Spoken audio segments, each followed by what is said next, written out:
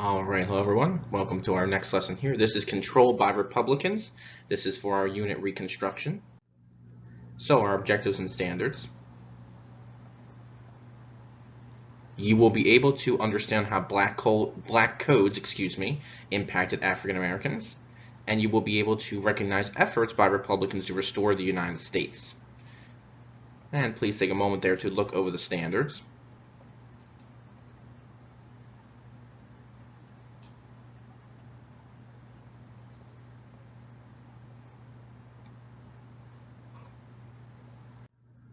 And our desired result. What actions were taken by Republicans during Reconstruction? What actions were taken by Republicans during Reconstruction? So, assassination. In April 1865, shortly after the Confederacy surrendered, President Lincoln decided to attend a play at Ford's Theater in Washington, D.C. on April 14, 1865. Now, a Southern sympathizer and actor by the name of John Wilkes Booth snuck up behind President Lincoln and shot him. And that's what you can see in this top picture here. Lincoln was in kind of like a private little box watching the show. This is John Wilkes Booth, and this is Lincoln. He came up behind President Lincoln and shot President Lincoln in the back of the head. His wife, Mary Todd Lincoln, and some others were with them, unfortunately. But President Lincoln died a few hours later in the early morning hours of the next day on April 15, 1865. So this means that Vice President Andrew Johnson, who you see in the bottom picture here, then became president. Okay?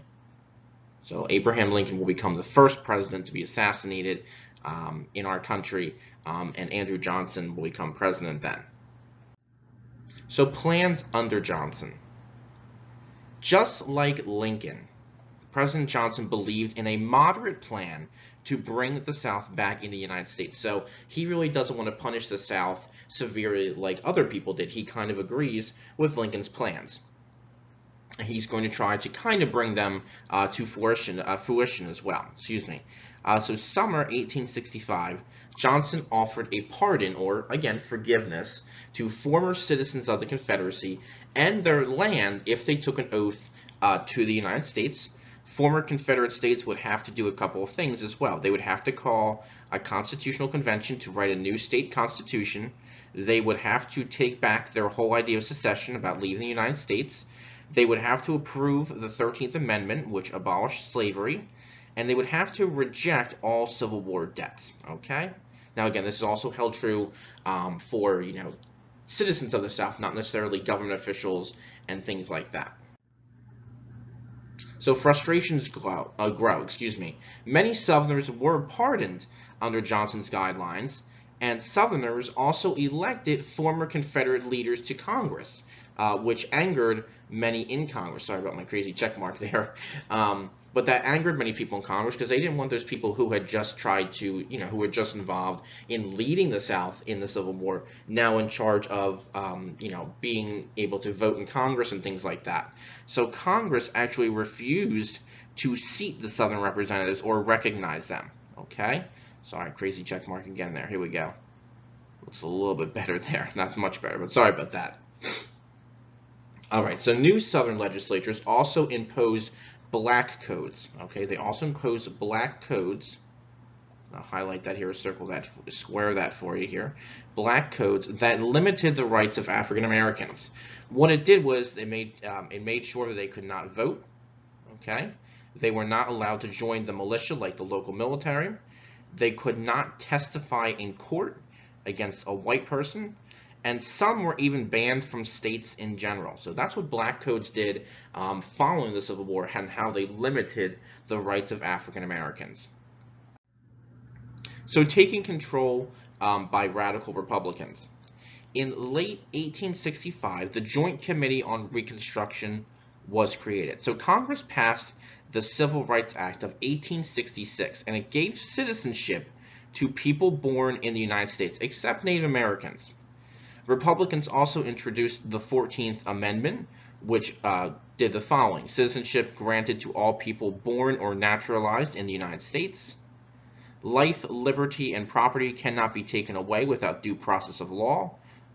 and equal protection under the law was granted to all people. Okay? Again, sorry about some of the check marks there. President Johnson attacked the amendment and hoped people would vote out radical Republicans. His plan did not work, and the 14th Amendment was ratified in 1868. So a battle over Reconstruction. The Military Reconstruction Act was passed in March 1867, and what this did was it divided the former Confederate states into military districts under control of the United States Army. And I put that up here for you, the top picture. You can see how the southern states were kind of divided into these different districts under control of the Army. Okay? Congress wanted to prevent President Johnson from stopping their Reconstruction plans. Right? Remember, Johnson really isn't in favor of punishing the South too severely, while many of the radical Republicans really want to harshly punish the South. So Congress is afraid that Johnson, as president, will stop their plans, so they do the following. They passed certain laws to prevent him from doing so, including the Tenure of Office Act. Okay? They also passed another law that had to do with the military, saying Johnson had to get approval for changes to Reconstruction under the military and things like that. But this next law, the Tenure of Office Act, will be the real problem. So what this said was that the Senate must approve the removal of a government official who has been approved by them.